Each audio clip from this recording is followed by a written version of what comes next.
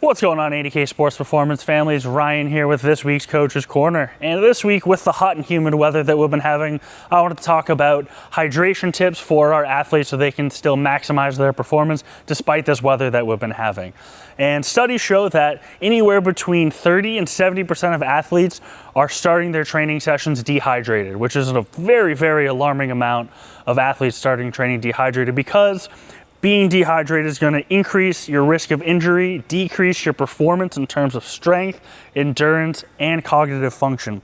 So really not ideal to be starting training dehydrated. So some tips to staying hydrated in these hot summer months is first and foremost, drinking enough water, making sure that you're replenishing fluids. Start your day with a nice glass of water and continue to drink water throughout the day, and monitoring your hydration throughout the day.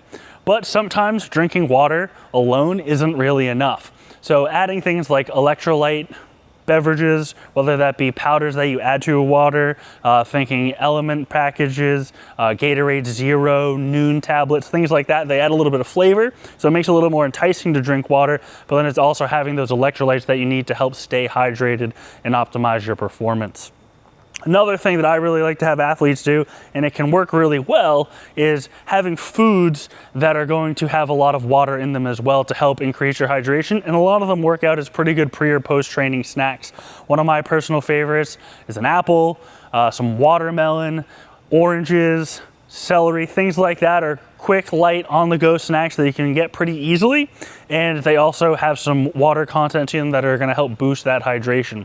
So making sure not only that we're drinking enough water, but we're supplementing that water with some electrolytes, so we're replacing those lost electrolytes and sweat, and then having foods that pair as great pre and post-workout snacks to make sure that we're getting even more hydration from our food as well. And a lot of those come with some good carbohydrates that are going to be good for pre-training energy or post-training recovery. If you have questions about keeping your athlete hydrated in this hot and humid weather, feel free to reach out and we can talk about some more tips to help your athlete. We'll see you next week.